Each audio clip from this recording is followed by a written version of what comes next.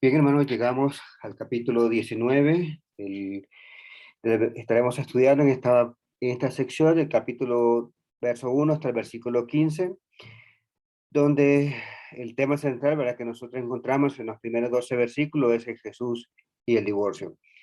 Gracias, ¿verdad?, por habernos acompañado hasta este capítulo. Yo pensaba que todo este año 2021 terminaríamos Mateo, pero por lo que veo, ¿verdad?, todavía llegaremos al próximo año estudiando Mateo. El propósito de la elección nos enseña el plan original de Dios con respecto al matrimonio. A manera de introducción, lo que vemos entonces en Mateo 19 es que Jesús nos presenta dos casos que para el hombre pues le era difícil poder llevar. El primer caso que nosotros encontramos es en los primeros 12 versículos del capítulo 19 y es referente al matrimonio, el divorcio y la segunda nupcia. Y lo que conllevaba en ese momento, que es la pregunta de los fariseos, es que si se podía repudiar sobre cualquier causa, sobre cualquier causa, sobre cualquier cosa, ¿verdad? Luego, en la segunda parte de Mateo capítulo 19, perdón, del versículo 16 hasta el versículo 30, encontramos el segundo caso. Y este segundo caso en particular habla sobre nuestra consagración a Dios y que también de igual manera nos indica o sí nos indica que hay algunas cosas que necesariamente tenemos que desprendernos porque ellos pueden distraernos de esta función. Cuando llegaremos al caso de este segundo caso, vamos a ver que en la narrativa nos indica que este joven en cierto sentido era perfecto. Y Jesús le dice, si quieres ser perfecto, ¿verdad?, pues tenías que ser algo más. Y ese algo más que Jesús le insta que debía de hacer, sin duda alguna, era un obstáculo para obtener la vida eterna. Y es lo que nosotros vemos en el resultado de ese caso. Capítulo 19, en los dos primeros versículos, nosotros encontramos que Mateo hace conexión de otros eventos y vemos que Mateo lo trata o lo habla de manera muy general, y esto lo hace con el énfasis de brindar más atención a los dos casos que se nos presenta el capítulo 19. En el texto paralelo de Mateo 19, verso 1 y 2, dice de esta manera: cuando Jesús terminó estas palabras, partió de Galilea y se fue a la región de Judea, al otro lado del Jordán, y grandes multitudes siguieron a Jesús y los ayunó allí. Bueno, nosotros revisamos el texto paralelo que es en Marcos capítulo 10, del versículo 1 al versículo 12, nos hace referencias que en este tiempo los eventos sucedidos allí, como el caso en los dos primeros versículos, también la interacción de Jesús con los fariseos, Marco nos dice que hay esa interacción entre preguntas y respuestas de Jesús. Luego, cuando los fariseos hacen su segunda pregunta y Jesús contesta da la segunda respuesta a la segunda pregunta, vemos, Marcos nos indica que tanto Jesús como sus discípulos se regresan a la casa. Y es en la casa en la cual Jesús habla acerca de la prerrogativa que encontramos en el versículo 9 hasta el versículo 15, que es lo que nosotros, o los eventos que nosotros encontramos allí. Según algunos comentaristas, ese relato que nosotros vemos entre lo que Jesús estaba en ese lugar, entre lo que sana, que es en la región de Perea, dice que son aproximadamente 5 meses, los cuales estuvieron, en el cual Jesús estaba en este lugar. Este lugar, sin duda alguna, pues brindaba un cierto descanso de los ataques de los fariseos con respecto hacia Jesús. El texto de Mateo 19, del versículo 3 al versículo 12, lo que vemos aquí es que reflejaba la cuestión del divorcio como un problema que se vivía en los tiempos de Jesús. Y si nosotros vemos hoy en día, es una cuestión similar del problema que también tenemos en nuestra sociedad acerca del divorcio, acerca de la que lo consideran como algo muy superficial, como algo que realmente no debería, o bajo el concepto que lo hacen ver como que la palabra de Dios pues no tiene, o no hay nada que hablar, pero cuando nosotros entramos a la escritura, encontramos que la escritura nos insta o nos habla acerca de las cosas o el plan original de Dios. Vayamos entonces entrando al estudio. El primer punto que nosotros encontramos es la pregunta de los fariseos. Mateo obviamente es claro en identificarnos las intenciones de los fariseos, porque cuando leemos Mateo capítulo 19, el versículo 3, Mateo dice que estos judíos o estos fariseos se acercaron, ¿verdad? Dice, tentándole. Y dice que se acercaron a ellos, como dice la versión de las Américas, para ponerlo en prueba. A lo cual es la pregunta a la cual ellos le llegó es diciendo, ¿le está permitido a un hombre divorciarse de su mujer por cualquier causa? Ellos, sin duda alguna, querían lograr ver si Jesús se podía contradecir en su propia enseñanza, la misma enseñanza que nosotros encontramos en Mateo capítulo 5, versos 31 al 32, que es la enseñanza la cual dio en el Sermón del Monte. También se dijo, cualquiera que repudie a su mujer, que le dé carta de divorcio, verso 32. Pero yo le digo que todo el que se divorcia de su mujer, a no ser por causa de infidelidad, la hace cometer adulterio. Y cualquiera que se casa con una mujer divorciada comete adulterio. Y ven que también se hace la pregunta y la razón de la respuesta de Jesús, ellos querían esperar o saber qué tan leal era Jesús a la ley de Moisés. El contexto del por qué esta pregunta resultaba entonces que los fariseos estaban divididos por esta cuestión. También esta pregunta estaba dirigido para saber en qué bando Jesús se situaría. Es decir, que estaban esperando en qué, al favor de su respuesta, al saber en qué bando se iba a situar. Había un bando que era conservador y otro que liberal, y ellos querían saber que el resultado de esa respuesta, ver en cuál de los dos lados se situaría. Y al situarse en uno de los dos lados, pues en cierto sentido iba a revolver un poco la situación, la problemática que entre ellos tenían. Y noten que el siguiente comentario estaba basado en Deuteronomio capítulo 24, del verso 1 al versículo 4, en el cual dice de esta manera: cuando alguien toma una mujer y se casa con ella, si sucede que no le es agradable porque ha encontrado algo reprochable en ella y le escribe un certificado de divorcio, lo pone en su mano y la despide de su casa. Y ella sale de su casa y llega a su mujer y llega a ser mujer de otro varón. Si el segundo marido la aborrece y le escribe certificado de divorcio, lo pone en su mano y la despide de su casa. O si muere este último marido que la tomó para ser mujer, al primer marido que la despidió no le es permitido tomarla nuevamente como mujer, porque ha sido despreciada. Pues eso es abominación ante el Señor, no traerá pecado sobre la tierra que el Señor, tu Dios, te da por heredad. En este versículo de Deuteronomio capítulo 24, verso 1-4, era la razón por la cual los fariseos pues estaban en cierto sentido divididos. La indicación acerca de Deuteronomio era en referencia a la carta de divorcio que realmente debía de darse en ese momento. Y decíamos entonces que los fariseos estaban divididos. Una rama, la cual era la chamay, era la parte conservadora. Ellos limitaron la causa a lo que era o el divorcio. Ellos limitaban lo que era la cosa indecente como un caso de inmoralidad, es decir, a lo que, a lo que sería, ¿verdad?, con referencia a una infidelidad. Esta, digámosle así, que era la parte conservadora. En cambio, la parte liberal, que era Ilet, ellos decían que se permitía el divorcio por cualquier motivo o insatisfacción del esposo. Y en este sentido, los fariseos no consideraban lo que se mencionaba en Malaquías 2:16, en el cual se ve que Dios aborrece el repudio. Y dice de esta manera: porque yo detesto el divorcio, dice el Señor, Dios de Israel, y al que cubre de iniquidad su vestidura, dice el Señor a los ejércitos. Presten atención, pues, a su espíritu y no sean desleales.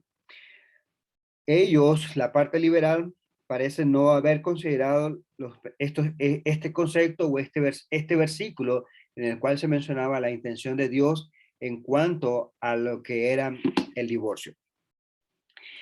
Decimos, y también en ese momento podemos decir que la prerrogativa de dar la carta de divorcio era una práctica propiamente ejercida por el hombre. A la mujer, pues no se le permitía hacer esto. Como nuestra sociedad hoy en día se permite el divorcio de ambas partes, ya sea la mujer o el varón. En la sociedad actual, en la sociedad en la cual Jesús se está haciendo la pregunta, era únicamente una prerrogativa del hombre.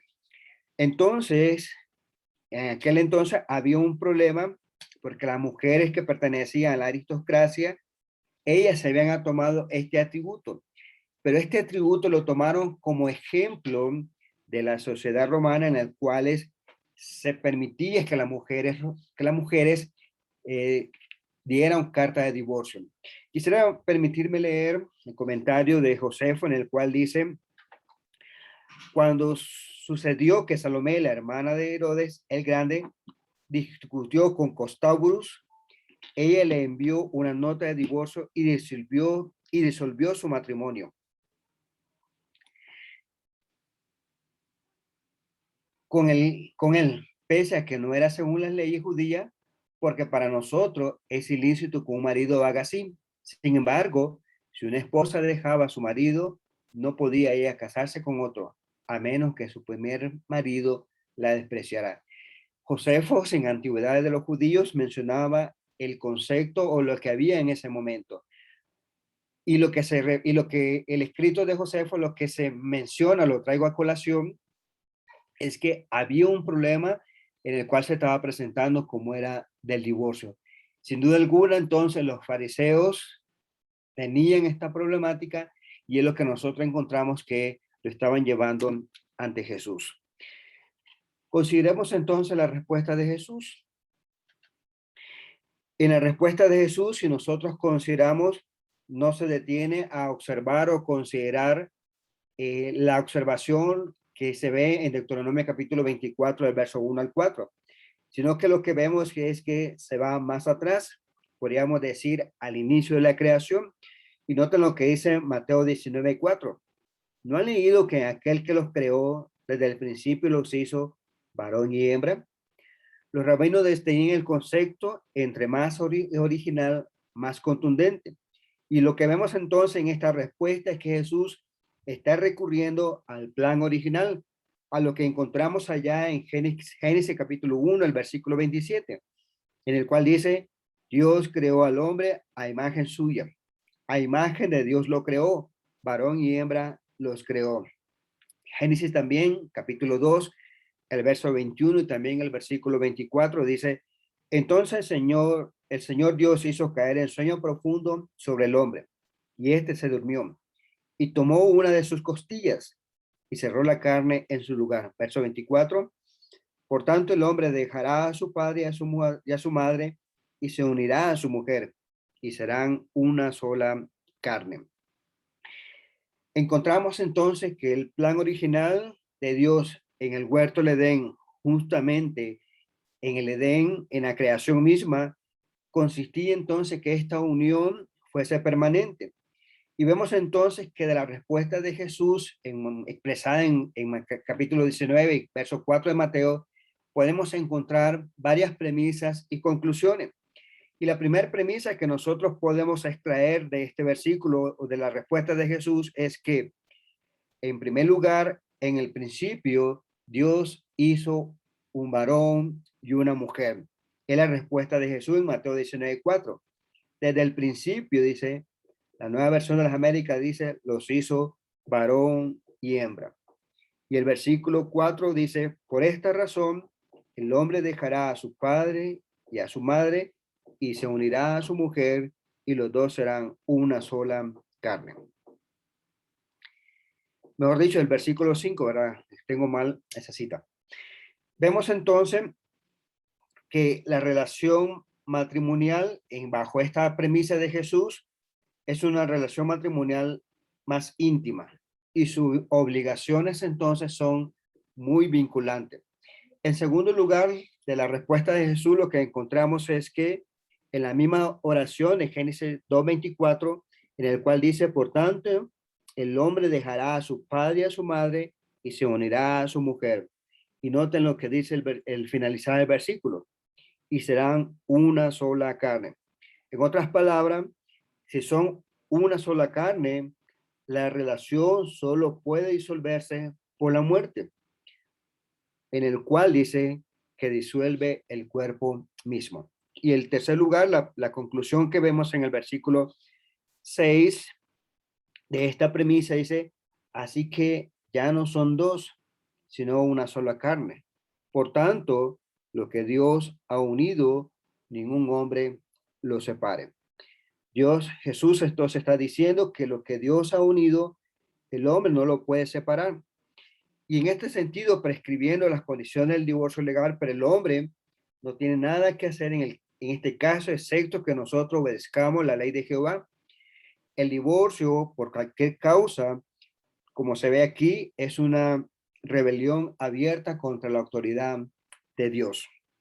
Y vemos entonces que la relación entre el marido y la mujer, vemos que supera otra relación, cualquier otra relación.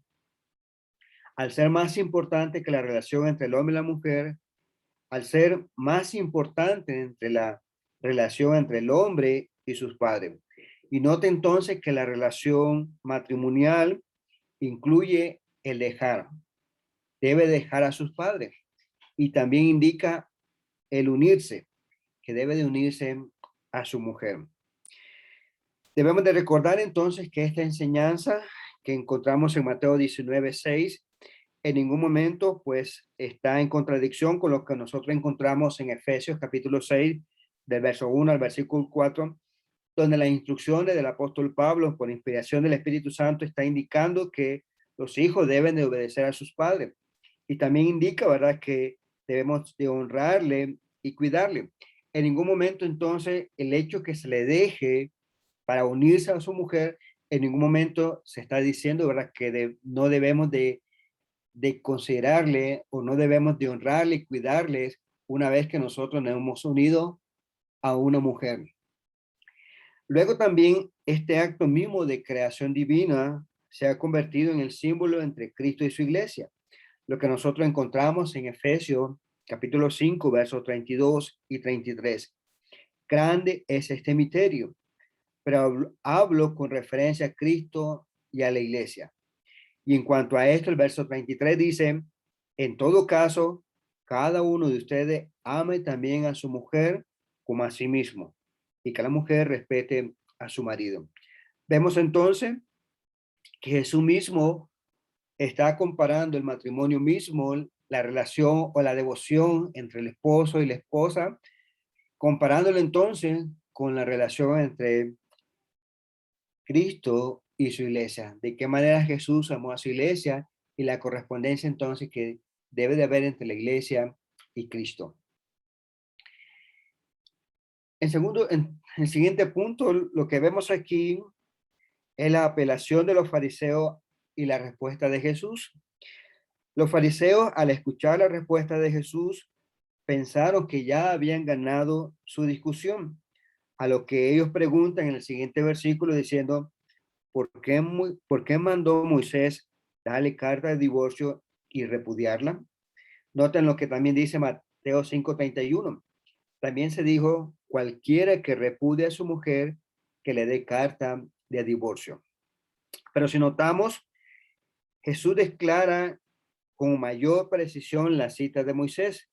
Y él dice, él no mandó a dar carta de divorcio y repudiarla.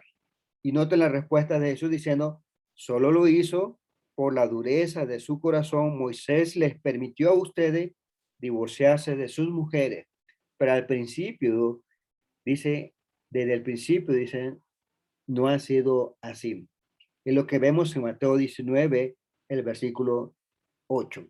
Jesús entonces está diciendo, eso fue una concesión que Dios le ha dado a Moisés o a los hombres en ese momento, dice, por la dureza de sus corazones, pero formaba parte de un sistema de adaptaciones mediante el cual al final de esta dureza se superaría de manera más eficaz cuando se introdujo el evangelio, el tiempo elegido por Dios había llegado porque muchos de los corazones permitieron repudiar a sus esposas, pero Jesús recalca diciendo, pero desde el principio no fue así. Considere Hechos 7:51. En Hechos 7:51 estaba revelando la condición de este pueblo. Ustedes dicen que son tercos e incircuncisos de corazón y de oídos. Resisten siempre al Espíritu Santo, como hicieron sus padres, así también ustedes. ¿Qué está diciendo entonces? Son tercos, incircuncisos de corazón. En otras palabras, su corazón mismo no estaba revelando como si fuese el pueblo de Dios, porque su corazón no estaba ablandado a las enseñanzas que encontramos de la ley y los profetas. Entonces encontramos que los fariseos preguntan, ¿por qué dio Moisés esta provisión? Jesús dijo de manera enfática diciendo que fue por las durezas de sus corazones. El divorcio entonces no fue el resultado de la voluntad de Dios, sino podríamos decir la perversidad humana. El pueblo de Dios se había desviado de la intención original de su ley. Por tanto, lo que nosotros vemos en su gracia les permitió a Moisés regular las prácticas actuales con el fin de prevenir mayor erosión en el hogar y en la familia. Ante esta escena y como evidencia de que los fariseos no volvieron a contrarrestar la respuesta de Jesús, se induce entonces que ellos dejaron la escena. Y si nosotros consideramos el texto paralelo en Marcos capítulo 10, encontramos que Marcos nos amplía esta idea, que a partir de este capítulo o de este versículo, encontramos entonces de que Jesús se va a la casa o al lugar donde estaban habitando, y es en esa casa donde ellos están que se ve o se abre una sección en el cual amplía un poco más eh, el énfasis o la enseñanza que se ve con los fariseos, pero en esta ocasión, a partir del versículo 9, se ve que la enseñanza es con sus discípulos. Habiendo entonces respondido y corregido el concepto que tenían los fariseos, encontramos que Jesús introduce su doctrina por su propia autoridad, que es lo que se debe considerar en el matrimonio. Y Mateo 19, verso 9 dice, pero yo le digo que cualquiera que se divorcie de su mujer, salvo por infidelidad y se casa con otra, comete adulterio. Lo indicado entonces por Jesús en Mateo 19:9, encontramos que complementa la enseñanza que fue dada en el Sermón del Monte, lo que miramos en capítulo 5, versos 31 y 32, en el cual le decía, pero yo le digo que todo el que se divorcia de su mujer, a no ser por causa de infidelidad, la hace cometer adulterio. Y cualquiera que se casa con una mujer divorciada, comete adulterio. Encontramos entonces que su respuesta fue basada en el diseño creador de Dios. Y vemos entonces que la respuesta fue no. Y más adelante, en la enseñanza con Jesús, le dice a sus discípulos que la fornicación era la excepción a la regla, la cláusula excluyente, la que nosotros encontramos en este versículo de Mateo 19:9. Cuando nosotros revisamos los textos paralelos o los evangelios sinópticos, vemos que no aparece. Miremos Marcos capítulo 10, el versículo 11, en el cual dice de esta manera, y él le dijo, cualquiera que se divorcie de su mujer y se case con otra, comete adulterio contra ella. Y Lucas capítulo 16, el versículo 18, en el cual dice de esta manera, todo el que se divorcia de su mujer y se casa con otra, comete adulterio. Y el que se casa con la divorciada del marido, comete adulterio.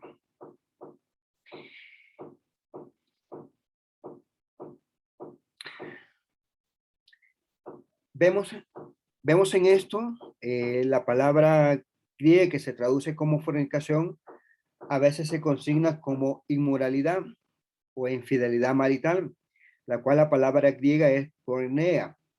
pornea, en el cual en la definición de esta palabra griega, pues incluye toda clase de relación sexual ilícita. Y podríamos decirle que es más amplia que el término de adulterio, la cual la palabra griega es moishea, que se refiere a una relación sexual extramarital de uno de los cónyuges. Y encontramos entonces que el verbo relacionado moisheo, comentario de adulterio, se encuentra en el versículo 9. Y es lo que, y es una definición más detallada de lo que es la palabra griega pornea.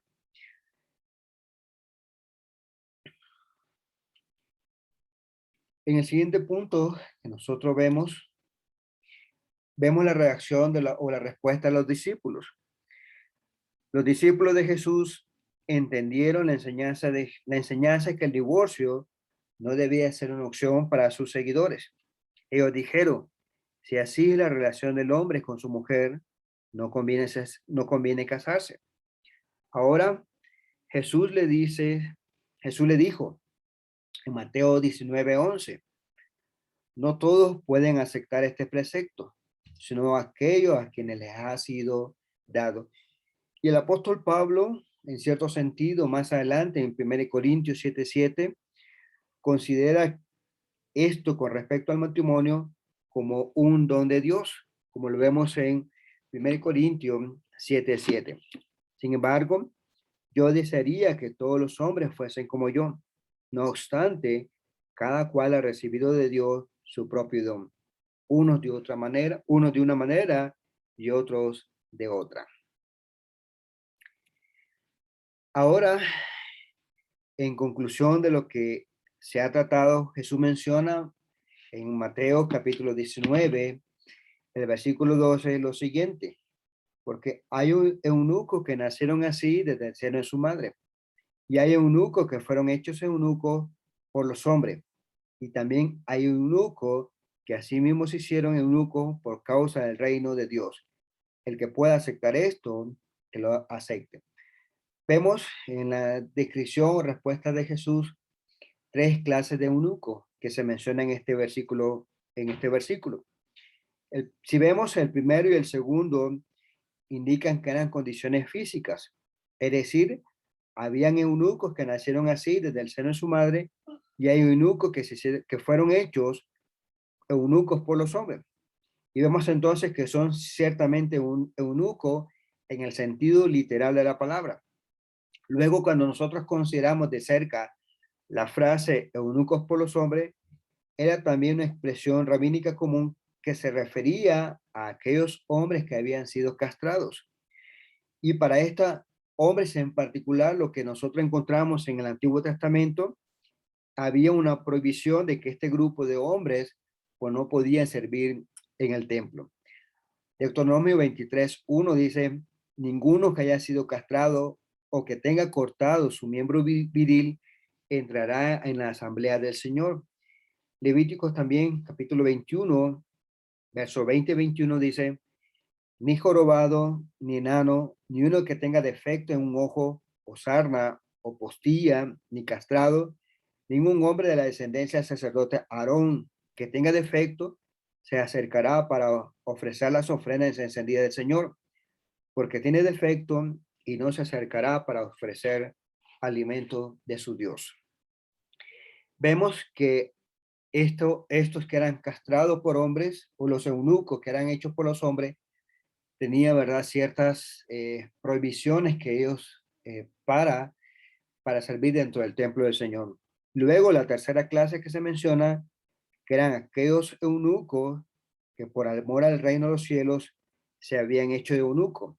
Pero debe entenderse que esta categoría mencionada en este versículo era una categoría de manera figurada, y eran aquellos que habían tomado una vida de celibato y en el cual habían tenido o tenían o tienen como propósito principal el servir mejor al reino de los cielos, lo cual le dice se hacen de manera eunuco, pero realmente no lo son de manera real o física. Si nosotros consideramos 1 Corintios capítulo 9, versos 5 y 6, se menciona que tanto el apóstol Pablo como Bernabé pertenecían a este grupo. 1 Corintios capítulo 9, versos 5 y 6 dice, no tenemos derecho a llevar con nosotros una esposa creyente, así como los demás apóstoles y los hermanos del Señor y Cefas. En este versículo, ¿verdad? Es a manera de pregunta retórica porque se responde a sí mismo. Y vemos, ¿verdad? Que habían muchos hermanos apóstoles, incluyendo a Pedro, quienes, ¿verdad? Tenían, eran casados.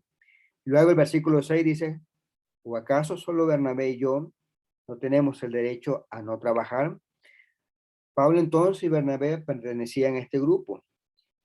Puede haber otro a los cuales, ¿verdad? Pues no tenemos información, en los cuales hayan optado el ser eunuco por amor al reino de Dios. En un sentido, entonces, de no tener este impedimento en el cual, ¿verdad?, le afectara el servicio a Dios.